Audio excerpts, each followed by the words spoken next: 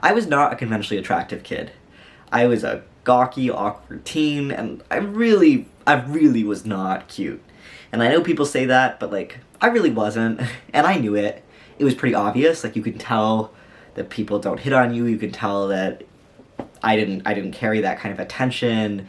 I knew it. And it didn't bother me for the most part.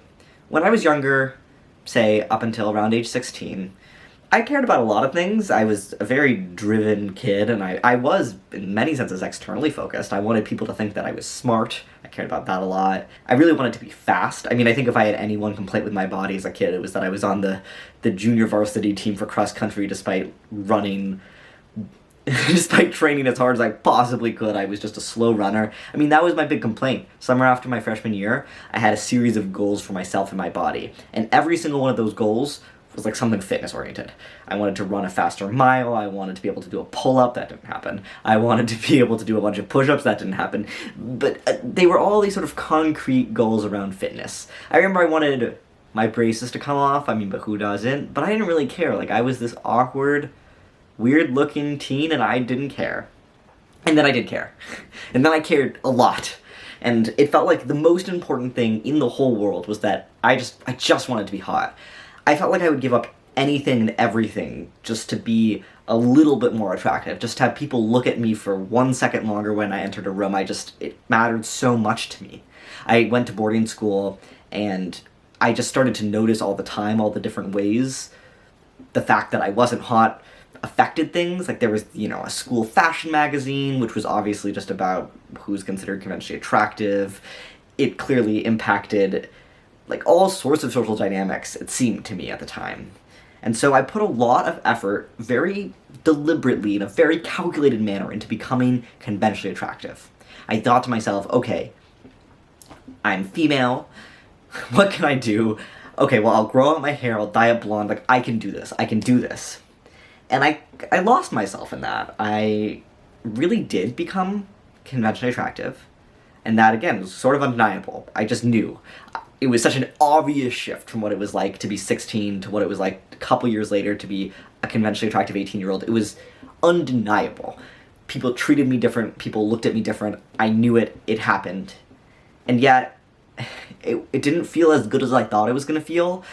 It felt really empty and very hollow, and I was like, okay, I'm hot, so what? I mean, a big part of the so what was that I was really uncomfortable in my body, and I was uncomfortable in the social role of being a woman, and it wasn't working for me. I did everything I could, and it was not working for me. And so I cut my hair, I started dressing more masculinely, and I remember thinking, like, wow, this thing I worked so hard for is slipping out of my hands. It was obvious to me when I cut my hair and started dressing more masculinely that I wasn't as conventionally attractive as I had been, like, just a month before. It was so obvious that simple things like not wearing mascara affected how people saw me. It was obvious, and yet the trade-off, it didn't make sense anymore. I couldn't do it. I couldn't keep up being hot. It wasn't worth it. But it was sad to me, because there had been parts I'd enjoyed about it. I mean, sure, it hadn't been everything I'd hoped and dreamed of, but, like, I liked it. I liked feeling desired, and it was sad to go from a really hot young woman to, like, a boy-looking child creature thing, It hurt.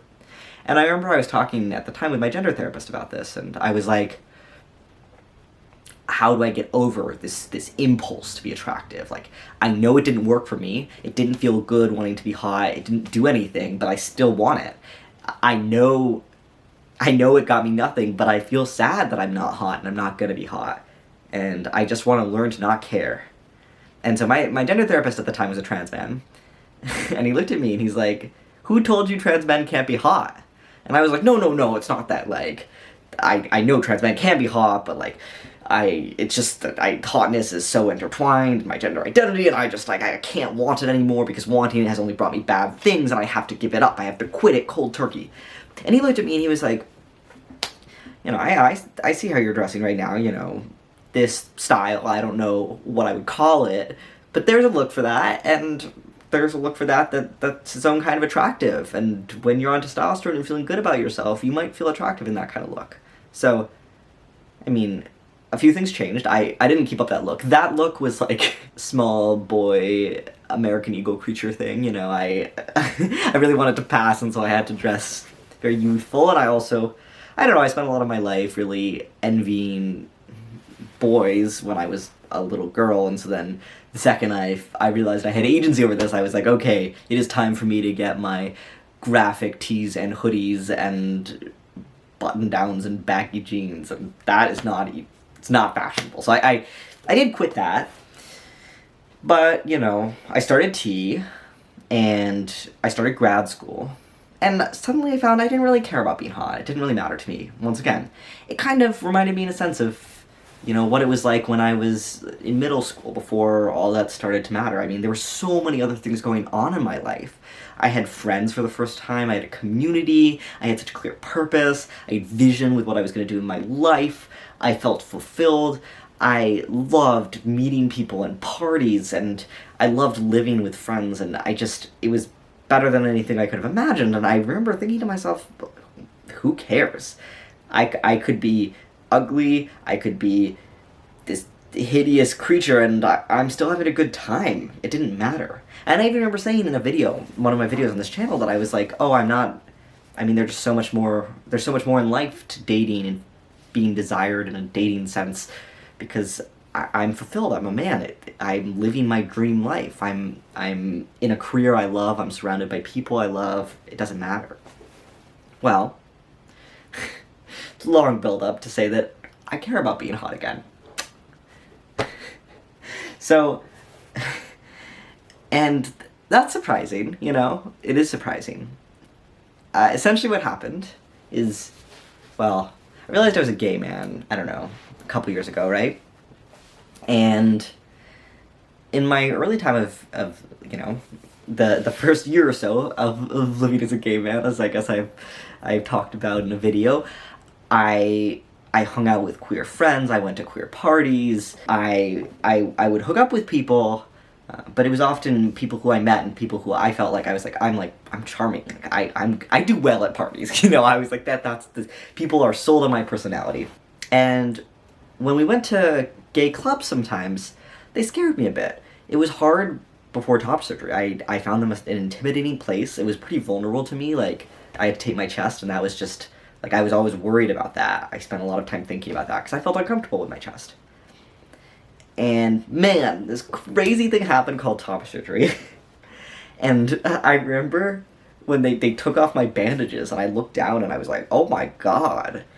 And I went back, and I took photos of myself in the mirror, and I was like, wait, I have, like, abs, and I have, like, the beginning of pecs, and whoa, what? And at first I told myself, I was like, okay, like, I feel comfortable and confident in my body, and that's, like, why I feel so hot. And then, because I was comfortable and confident in my body, I started going out a lot more, and it turns out, a twink. Which is that, like, I think in the first year or so of my transition, I don't know, I compared myself to the generic American male beauty standards. And, you know, I'm 5'9", I'm 145 pounds, I'm not really bringing a lot to the masculinity table, you know? I'm fine looking, but I am not, I've got that kind of, like, nerdy aesthetic, you know? And that isn't what's praised in terms of straight male attractiveness. And it turns out there are all these fun little gay subcultures that reward all sorts of other appearances. And it turns out I conform incredibly well to the sort of slender, lean, muscular, short, slightly effeminate twink archetype. I do well. And it was just crazy. Like, I feel so comfortable and hot and awesome in my body. And I remember when some of my friends and I were setting up dating profiles a couple years ago, I was saying how I would never, like, swipe, I always forget, I would never match with someone who had a shirtless photo, and then I thought that was ridiculous. And then the few times that I went out to gay clubs for top surgery, I was like, who are these shirtless guys? Like, this is ridiculous. They just think they're so hot and whatever, whatever. And now I am one of them. I love being shirtless at the club. I love it so much. I feel so good, and I enjoy it. I enjoy the attention I get, and I'm having a good time. I started to realize that, like, wow, like, I never thought I was gonna get this. Like, I thought entering into transition, I had to give up on wanting to be hot. I thought that I had to, become a monk and not care. And it turns out, I can. I can be both. I can be trans and I can be hot. Wow. And so, when I realized that I like it, that I like the feeling of being hot, and I like the feeling of being celebrated for my body, I've started to want to be hotter, or to revel in that more. And what does that mean? I mean, like, I'm really enjoying working out. Functionally, that is the biggest thing this means, is that I'm working out a lot, I'm thinking about how I dress, and I'm enjoying taking photos of myself and going to clubs. I mean, that's pretty much it, But I had this moment when I started to realize how much I liked it, where I got scared because I lost myself once before, caring about attractiveness, and I want to make sure this time is different. And so, this is a long intro talking about my own experience to lead up to, like, how I think about attractiveness generally these days. Because I've talked with other friends who have had various shifts. Like, some friends have felt less attractive as they've aged. Like, they don't look as young, they no longer feel like a twink, maybe they put on a little bit of weight, and they've noticed that the group of people that used to be interested in them isn't as interested in them. Or people that similarly have, like, aspirations of, like, man, like, I would really love to have abs, and is that bad that I want abs? I think in these conversations, a lot of people will come to the table, myself included, and be like, no, one shouldn't care. And this is how I think of it now. We can do all sorts of things, right? We have all sorts of attributes about ourselves. Some people are charming, some people are flirtatious, some people are really good at making people laugh. Some people are good cooks, some people are bad singers, some people are really slow runners. We do all sorts of things. And being attractive to a certain group of people is, like, one facet about you. And lots of these things that, like, we care about, they're vain, they're superficial, they're about external perceptions. And it's like, yeah, we're social creatures, we care. I think of, like, the desire to make people, like, laugh around you, to seem funny, right? I think of that in a similar way to the desire to have people find you attractive. Yeah, they're both vain, but, like, they're fun. It's a fun thing to want. I think the problem in particular with physical appearance and attractiveness in that sense is that it's so easy to lose control. Other things are just less immediately visible, and they're a little more personal, right? Like, let's say that I'm a really bad singer. Well, most people wouldn't know that. Not saying that I am a bad singer. But you get to choose who you sing around, and maybe you care about that, but, like, and you wish you were a better singer, but for the most part, it's something that you hold kind of personally. Whereas your appearance, you can't choose to opt in and out of having people see you. And so I think that's where it's easy to feel like this is the most important thing ever. It's so important. And that, like, changing your appearance is going to change everything about your self-esteem, about your confidence, and to give it, like, lots of undue weight. I think it's important to reject those notions, right? Being hot is not going to make you happy, it is not going to make you confident, it is not going to make people like you, it is just going to make you hot. That's it. And that was what I found the first time around, right? Like, why did I care so much at age 16 about being hot? It's because I wanted people to like me. It was because I felt sad. It was because I felt purposeless. And being hot did not change those things at all. The desire for it wasn't coming out of a healthy place. It was because I thought that being hot would fix a bunch of things it was never going to fix. It's important to say, no, like, being hot isn't going to change that. It's just going to make you hot. But at the same time, I think that it's important that we not totally say that it's meaningless to be hot, that you should never care, that you're vain if you care, that it's useless and unproductive to care. Because I find it easier to try to tone down the caring and to bring it to a healthy place than to just tell myself I shouldn't. Because that was what was going on early in my transition when I was cutting my hair, when I was wrestling with all that, is I was telling myself I had to give up on it, and I had to be totally pure and not think about such sort of things. And if instead what you told me is say, like, yeah, right now you don't feel attractive, and that sucks. It's nice to feel attractive. And one day, when you've transitioned a bit, you might be able to find ways that you can feel attractive that are in line with who you are and that pair well with your new self-confidence and that seem authentic to you. And so like similarly, if you're someone who's like, say a high schooler and you feel like you really want to be hot, you feel undesirable, I think it's important to be like, yeah, like that's an okay thing to want. It's okay to want to feel desired. And you can do things that are reasonable and healthy to try to get to that place. But if you spend all your time obsessing about your weight, obsessing about your acne, obsessing about what clothes you're wearing, that's unhealthy, right? And again, with the framing of thinking of attractiveness as one of many, many attributes about ourselves, right? Like, I love hosting parties. I love it so much. I want people to think I'm good at hosting parties. I enjoy doing it. And so what do? Well, I spend money on alcohol, I spend money on snacks, maybe more than the average person, because I care, I do. I spend time texting people, I spend time thinking about events, because I care, I do. It's something that is important to me, it's something I like. And that's all cool. If it reached this place where I was spending all my time trying to plan the next party, where I was freaking out about whether a party was fun enough after it happened, where I could not enjoy myself at a party because I was thinking that someone wasn't having a good time, where I was spending way too much money, way too much energy, yeah, then he'd say, you know what? Maybe take a break from this. Maybe this isn't healthy, and maybe the ways in which you're trying to engage with this side of yourself are not really getting you anything.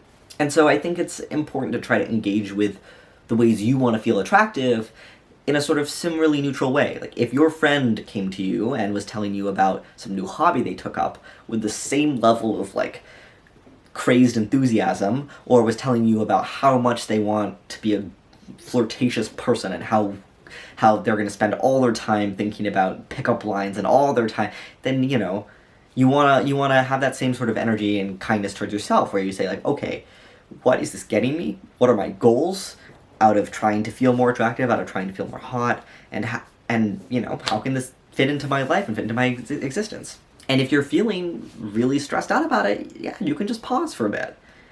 It will be there. It will be waiting for you.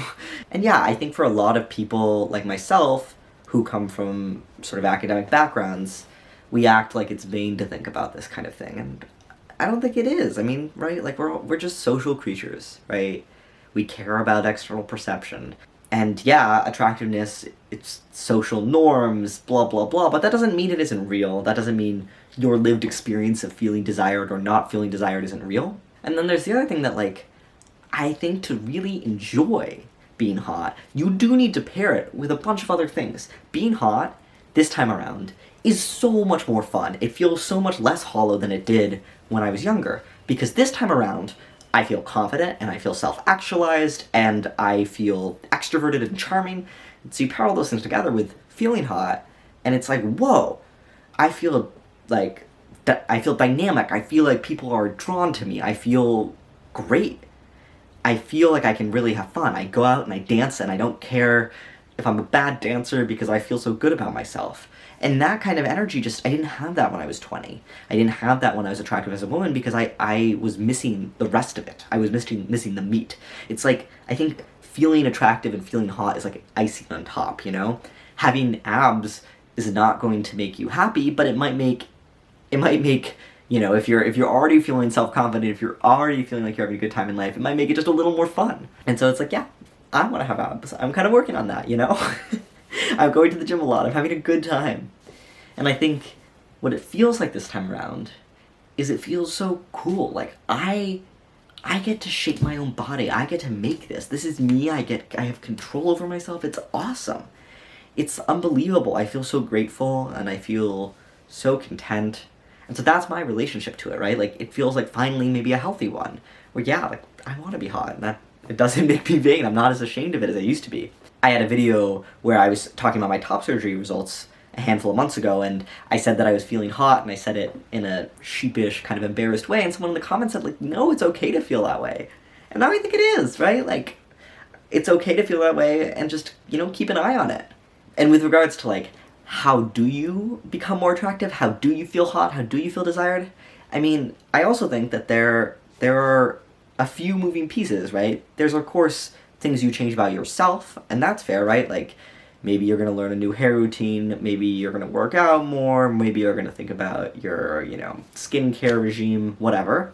But then there's also who you're around, what kinds of beauty are being celebrated.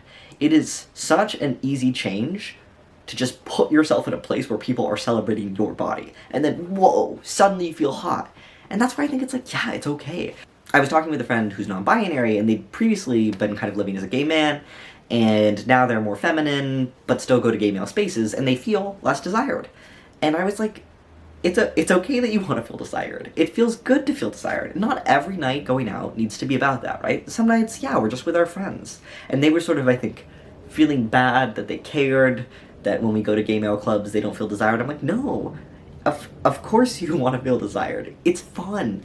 And I was like, yeah, the spaces that celebrate your androgyny and celebrate your gender queerness are different than gay male spaces. And going to those spaces will change how you feel about yourself, because you will feel desired, because people will be desiring you. And that's like a thing you get to do. And so I think there's also this huge and awesome thing about being an adult, as compared with like when I was a teen, is that you have so much more control over the spaces you put yourself in, the kinds of media you consume, the kinds of places that you participate, the kinds of social media and places on the internet where you engage. You get to choose that. You get to choose the people you spend time with. And so go to fun places. I mean, I know of a lot of trans guys who go on testosterone and discover that they fit into the gay bear archetype, right? So they grow awesome beards, and they're stocky, and they're like, whoa. They go to like a gay bear bar for the first time and are like, man, like people really want me. Like these attributes about myself are really desired. And so like, similarly, I didn't know that people would want me until I stepped foot in places that, celebrated twinkish looking guys. And then it was like, wow, this is great. This is really fun. But I went one time to a gay bear bar, and no one really wanted me, because I'm not a bear, because I was in a space that is not celebrating my kind of body, which is cool. Like, it's cool that there are all sorts of different spaces, and I think it's fun to realize how sort of fluid hotness is, right? Like, you are hot based on how people perceive you, and so you get to choose what kinds of people you're letting perceive you in that way. And yeah, it's fun to be around people that think you're hot. It's a fun time. It's not gonna change everything about your life, but it's fun. And I think sort of another anecdote is like, I remember one of the things that was really striking to me about when I was on Grindr was that people that I would have thought were way too attractive for me, that I would have never messaged on another platform, they get to message me, right? I don't need to match with them. And I was like, whoa. And I remember one of them, I was talking about this guy, and I was just like, this guy is like, he's out of my league. Like, this is crazy. Like, he's really very buff and very conventionally attractive, and the kind of thing where like, yeah, very conventionally attractive. And I was like, damn, like, he must have really bought that I'm, like, this cool, like, hip gay boy, like, he really got it. And then, sort of friend of a friend of a friend says to one of my friends, anyways, and is like, oh, yeah, your friend's hooking up with, like, that guy. Is your friend a very, very, very smart white boy? And I was like, what? And then apparently that guy's type, like, sexually, is very, very smart guys. And so I'm like, okay, yep, he read me as a nerd, and that was what was hot to him. And so sometimes, it's surprising, like, people are into different things than you'd expect. People might be into exactly you, and, there's no need to hide yourself and trying to be hot. I think being hot, a lot of it is about finding people that find you hot. And it's okay to want it. It's okay to want it. And the other component about how I relate with hotness these days is that I think about it like embracing my youth. I don't think, I'm gonna feel hot in this particular way for the rest of my life. And I'm so okay with that. There are all sorts of, like, features and facets of my life and my personality that won't stay the same. Like, that's the magical thing about getting older, is we change and we enjoy different things. Like, I gave the example about how I value, throwing parties and people viewing me as a good party thrower. I don't think I'm going to feel that way when I'm 60, I think it will change and it will evolve, and maybe I will care a lot about, every month throwing a dinner party or something like that. But I don't know that in exactly the same way that I do it right now, that's going to matter to me. And similarly, the way that I like being young and hot and going out for a night, I don't think I'm going to be doing that when I'm 60, but maybe every so often I'll go out to a gay bar that has a lot of older guys there, and there's other ways that I think, you know, I will enjoy and celebrate myself. But I also think, like, I think it will probably feel less important with time. Like, it won't be as exciting. I think my preference for it will change, because I think I'll have other things going on. And I say that not as a bad thing, but as a thing that this is like something I'm embracing about my youth. I think there is something very youthful about caring about hotness and caring about attractiveness, and I don't think that's bad. Like, young people care about different things, and this is something I'm enjoying right now. It's not defining me, it's just a fun thing I'm doing. You know, I am a very, very forward-thinking person. I spend so much time thinking about, like, I was recently thinking about saving for my kids' college education. I think about my career, I think about getting tenure, I think about when I'm gonna buy a home, and here's a secret. I'm 24. I don't talk about that a lot on the channel because I'm really quite young. I'm very young. I don't want to lose this tiny little sense of authority I feel in this little special space on the internet by saying the truth, which is that I'm young. I'm 24. And I'm like, I spent so much time thinking like an old person and planning for my life as, you know, an old person, and like, it's fun to embrace being young because I don't do that very often. Like, I wanna, you know, wake up at age 50, you know, tenured and with a bunch of kids and with a partner who I love and living in a city or suburb that I love, and feel like I really lived my 20s. Like, I didn't push forward to try to grow up too quick. Like, I embraced being young and have, like, all these fun memories. And so, yeah, it's like, I like it. I'm having a good time. I'm having a good time. I'm loving going to the gym. I'm loving going to clubs. I'm loving myself and my body. It's very fun. And it's so ironic to me because I think that when I was thinking about transition, I thought I had to learn to give up on caring about being hot. I thought I had to evolve past it. But it turns out I stepped into a more fun form of hotness than I ever could have imagined. Being hot now, authentically as me around people that I want to be attracted to, it's just better. It's so much more fun. I landed in, like, the hottest, funnest existence I could have ever asked for. And so I just, like, yeah, I want to emphasize, like, you can be hot. It's okay to care about it. And, you know, you can be hot as a trans person. You can have a good time. And this is all something that's, like, pretty fluid and evolving for me, as is obvious, because I've, like, only started really thinking about this again post-top surgery, so, like, the past 6 months or so. But I think for now, it's, like, this is something fun and special that I get to enjoy.